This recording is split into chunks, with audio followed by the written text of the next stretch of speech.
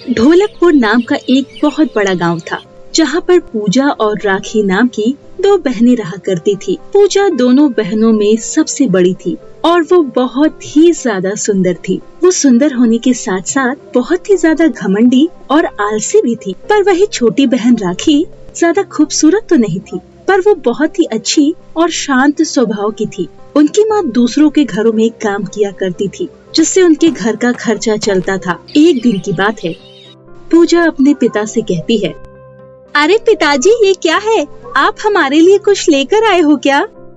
हाँ बेटी, मैं तुम दोनों के लिए बहुत अच्छे सूट लेकर आया हूँ। तुम दोनों इन सूट में बहुत ही खूबसूरत लगोगी। ये लो पूजा, इसे लो और तुम दोनों बहनें आपस में एक एक सूट बांट लेना। इसके बाद पूजा अपने पिताजी से वो दोनों सूट लेकर वहाँ से चली जाती है और राखी के पास जाती है और कहती है, ये देख राखी, पापा मेरे लिए दो दो सूट लाए हैं। अब मैं इन्हें पहनकर बहुत ही ज्यादा खूबसूरत दिखूंगी, क्योंकि मैं तो पहले से ही इतनी सुंदर जो हूँ।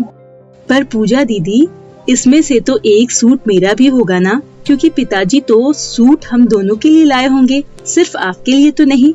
आप मुझे भी एक सूट दे दीजिए ना दीदी। सुन, तुझे सूट पहनने की क्या जरूरत है? वैसे भी तू कुछ भी पहन ले, लगना तो तुझे बदसूरत ही है, बिल्कुल काली बंदरिया जैसी। चल, मैं ये दोनों सूट रख लेती हूँ। ये बोलकर पूजा वो सूट लेकर वहाँ से चली जाती है।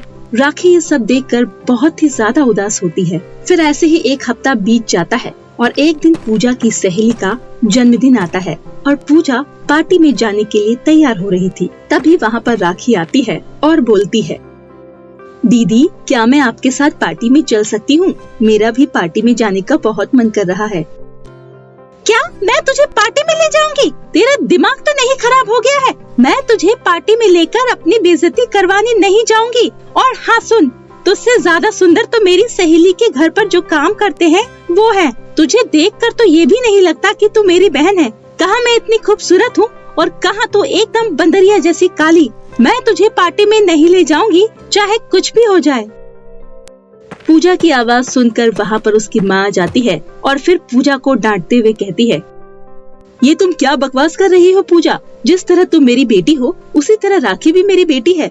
और आज तुम कान खोलकर सुन लो, अगर आज के बाद तुमने कभी भी राखी को भला बुरा कहा तो मुझसे बुरा कोई नहीं होगा। और हाँ, एक और बात सुन लो, राखी भी तुम्हारे साथ पार्टी में जाएगी और अगर तुम राखी को पार्टी में नहीं ले जाना चाहती तो तुम्हें भी पार्टी में जाने की कोई जरूरत नहीं है, समझी? ये बोलकर उनकी माँ वहाँ से चली जाती है। फिर राखी भी तैयार हो जाती है और दोनों बहनें साथ में पार्टी में जाती है। पूजा जानबूझकर राखी को जंगल के रास्ते से ले जाती है और जंगल में जाकर एक जगह रुक जाती है और राखी को एक जोरदार थप्पड़ लगाती है और बोलती है, तो हर वक्त माँ के सामने मुझे नीचा दिखाने की कोशिश करती है ना? तू तो यही चाहती है ना कि माँ हर वक्त मुझे डांटती रहे, मेरी पिटाई करे। अब तो यही बैठी रह, मैं अकेले जाऊंगी पार्टी में। और हाँ, अगर घर जाकर तूने माँ से ये सारी बात बताई तो मैं तुझे छोड़ूंगी नहीं।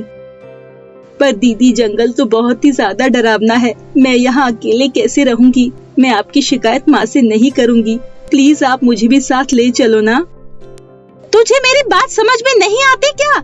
जब एक बार बोल दिया मैंने कि मैं तुझे पार्टी में नहीं ले जाऊंगी, मतलब नहीं ले जाऊंगी। और खबरदार, जो मेरा पीछा किया तो अगर तूने मेरा पीछा किया ना तो देख लेना तेरे साथ क्या होता है। इतना बोलकर पूजा राखी को उसी जंगल में छोड़कर वहाँ से पार्टी में चली जाती है। राखी उदास होकर वहीं बैठ जाती है और रोने लगती है। वहीं पास ही में एक जादुई स्ट्रॉबेरी का पेड़ था। वो जादुई स्ट्रॉबेरी का पेड़ उनकी सारी बातों को सुन लेता है और कहता है, सुनो राखी, रो मत, मेरे पास आओ।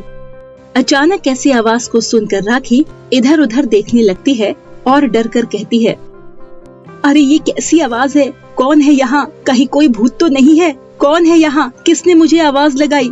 मेरे सामने आओ। इधर उधर मत देखो राखी, मैं इधर ही हूँ तुम्हारे पीछे। यही जादुई स्ट्रॉबेरी का पेड़ जो तुम्हारे पीछे लगा हुआ है। तभी राखी आवाज को सुनकर पीछे मुड़कर देखती है तो वो बहुत ज्यादा हैरान हो जाती है और बोलती है, अरे क्या आपने मुझे बुलाया? पर आप बोल कैसे सकते हो? आप तो एक पेड़ हो ना। बेटा, मैं कब से तुम दोनों की बातों को सुन रहा था। मैंने तो ये भी सुना कि किस तरह तुम्हारी बड़ी बहन तुम्हारा हर वक्त मजाक उड़ाती रहती है। अगर तुम मेरे इस जादुई स्ट्रॉबेरी के पेड़ से एक स्ट्रॉबेरी तोड़कर अपनी बहन को खिला दोगी तो तुम्हारी बहन बदसूरत हो जाएगी और तुम खूबसूरत हो जाओगी। अरे नहीं नहीं जादुई स्ट्रॉबेरी के पेड़ जी, मुझे आपका कोई सामान नहीं चाहिए, क्योंकि मैं नहीं चाहती कि मेरी बहन बदसूरत हो जाए। मैं उनके साथ ऐसा बिल्कुल भी नहीं करना चाहती। क्या हुआ बेटी, तुम ऐसा क्यों नहीं करना चाहती? तुम्हारी बहन तुम्हारा हर वक्त मजाक उड़ाती है। आखिर उसे भी तो पता चलना चाहिए कि किसी का मजाक उड़ाने पर उसे कैसा लगता है। अरे पेड़ जी तो क्या हो गया, अगर वो मेरा मजाक उड़ा देती है इससे मुझे कोई परेशानी नहीं है। वो तो मेरी बहन है ना। कुछ भी हो, मैं उसके साथ ऐसा बिल्कुल नहीं कर सकती। आप मुझे माफ कर दीजिए, मैं आपका कोई भी स्ट्रॉबेरी नहीं ले सकती हूँ। बेटी, दरअसल मैं तुम्हारी परीक्षा ले रहा था कि अगर तुम्हारी बहन तुम्हारे साथ ऐसा व्यवहार करती है तो तुम कैसा करोगी। पर तुम तो सच में दिल की बहुत अच्छी हो। तुम कभी भी नहीं चाहती कि तुम्हारी बहन पर मुसीबत आए। तुमने तो मेरा दिल ही जीत लिया। तुम एक नेक और साफ दिल की लड़की हो, इसीलिए मैं तुम्हें अपने पेड़ से ये एक जादुई स्ट्रॉबेरी उपहार के रूप में दे रहा हूँ। इससे तुम अपनी हर एक इच्छा मांग सकती हो। फिर राखी उस जादुई स्ट्रॉबेरी के पेड़ से एक स्ट्रॉबेरी ले लेती है और उस पेड़ का धन्यवाद करने के बाद वो अपने घर आ जाती है। फिर घर आकर राखी उस जादुई स्ट्रॉबेरी से कहती है, हे जादुई स्ट्रॉबेरी, मेरी बस एक ही इच्छा है, मुझसे सभी लोग प्यार करें और मेरी दीदी भी मुझसे प्यार करे। और हाँ, मैं बहुत ही ज्यादा बदसूरत हूँ। आप कुछ ऐसा चमत्कार करिए जिससे मैं खूबसूरत हो जाऊँ और मेरा कोई मजाक भी ना उड़ा पाए। अच्छा ठीक है, बस इतनी सी बात है ना। मैं अभी तुम्हारी इस इच्छा को पूरी करता हूँ। अब देखो, तुम्हारी बहन तुमसे अच्छे से बात करेगी और साथ ही तुम बहुत खूबसूरत हो जाओगी। जादुई स्ट्रॉबेरी के इतना कहते ही राखी बदसूरत से खूबसूरत हो जाती है, जिसे देखकर राखी काफी ज्यादा खुश होती है। तभी वहाँ पर उसकी दीदी पूजा आ जाती है और राखी को इतना खूबसूरत देखकर उसे अपनी गलती का एहसास होता है और वो उससे माफी मांगती है और कहती है, राखी मेरी छोटी बहन, मुझे माफ कर दो। मुझे अपनी सुंदरता पर बहुत घमंड था। मैंने कभी भी तुम्हारी भावनाओं को नहीं समझा और हमेशा तुम्हें भला बुरा कहा। मुझे माफ कर दो मेरी छोटी बहन। अपनी दीदी की बातें सुनकर राखी तुरंत ही उसे माफ कर देती है। उसके बाद से पूजा कभी भी राखी का मजाक नहीं उड़ाती है और दोनों बहनें हंसी खुशी एक साथ रहने लगती है। तो मेरे प्यारे दोस्तों, कैसी लगी आपको हमारी ये कहानी? हमें नीचे कमेंट करके जरूर बताएं और इसे अपने दोस्तों के साथ शेयर करें।